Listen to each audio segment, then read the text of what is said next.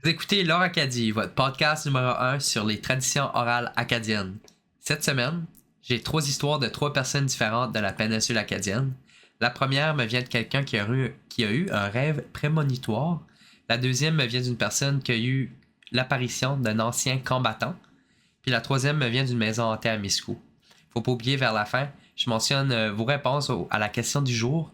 Est-ce que vous avez des mythes ou des superstitions qui sont reliés au miroir? La première histoire me vient de mon chum Jean. Jean avait 3 ans.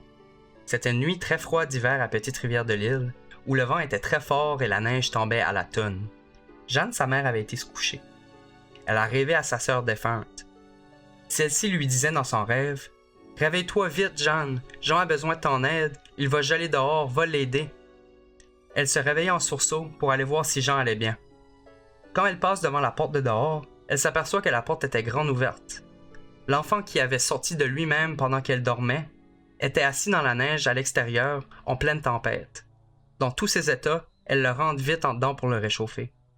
Elle remerciait son rêve prémonitoire qui a sauvé la vie de son jeune, qui aurait bien pu mourir gelé dehors cette soirée-là. Ma deuxième histoire me vient de quelqu'un qui désire rester anonyme. Seulement les noms et les lieux ont été modifiés, mais l'histoire reste la même.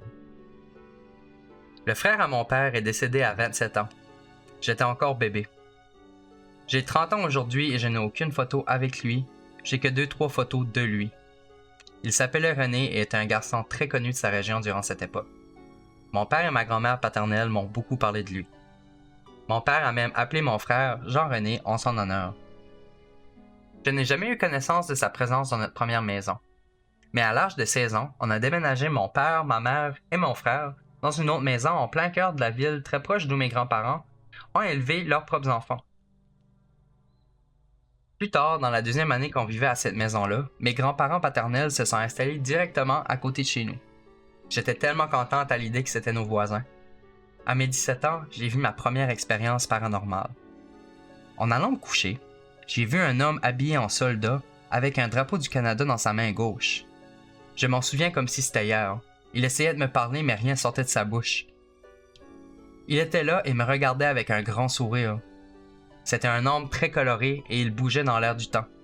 C'était vraiment épeurant jusqu'à temps que j'ai réalisé que c'était mon oncle René. Je sais que c'est lui car il a été soldat dans l'armée canadienne de son vivant. J'ai toujours senti sa présence depuis ce jour-là. Ce qui me choque le plus, c'est que j'en ai parlé avec ma mère vers mes 25-26 ans et elle m'a répondu qu'elle aussi elle l'avait vu. La nuit, elle sentait quelqu'un s'asseoir sur le bord de son lit et elle a toujours cru que c'était mon oncle René. C'est comme s'il était revenu à la maison avec sa famille après toutes ces années. J'ai toujours cru que le déménagement de mes grands-parents l'avait rapporté à la maison. Ma troisième histoire a été reçue par message Facebook et me vient de Julie-Pierre Viennot. Merci beaucoup Julie-Pierre pour ton partage. Je vais te conter ma petite histoire d'horreur pour ton podcast.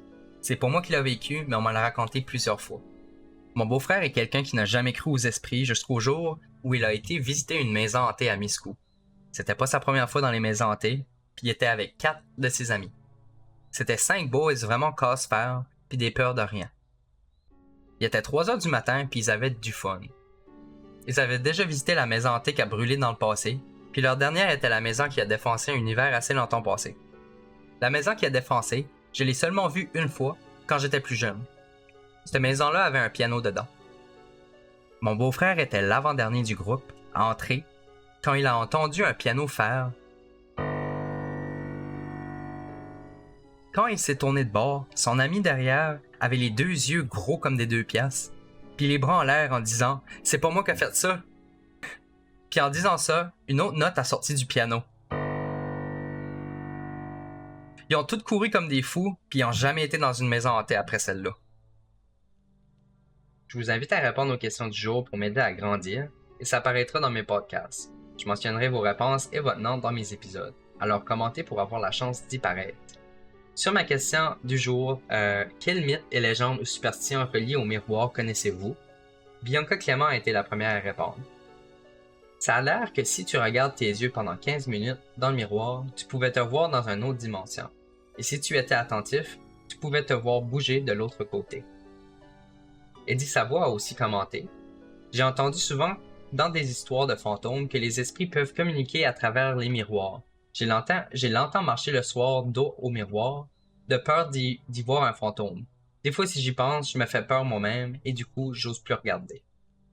Bianca Clément a rajouté au commentaire à Eddie Savoie, « Je te file, si je vais aux toilettes la nuit, j'ose même pas y donner un coup d'œil. » Puis moi, j'ai rajouté à Eddie Savoie, « Je suis pareil pour une raison ou une autre, j'ai toujours un drôle de ressentiment quand je passe devant un miroir la nuit. » Jean-Marie Chasson a répondu, « Quand j'étais tout petit, j'avais peur de regarder dans le miroir et dire Bloody Mary 3 fois.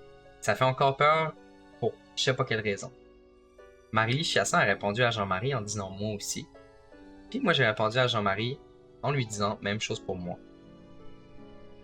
Finalement, Corinne Duguay a rajouté au commentaire à Jean-Marie, « Moi aussi, on m'avait dit que je verrais comment j'allais mourir et c'était pas bien lol. » Quand même. Je vous remercie mille et une fois pour votre support. N'oubliez pas d'aller visiter ma page Facebook, Instagram et ma page YouTube. Gardez aussi l'oreille ouverte pour mes émissions à tous les mercredis de 9h à 9h30 sur les ondes de LP Web. Je vous dis au revoir et à la prochaine fois.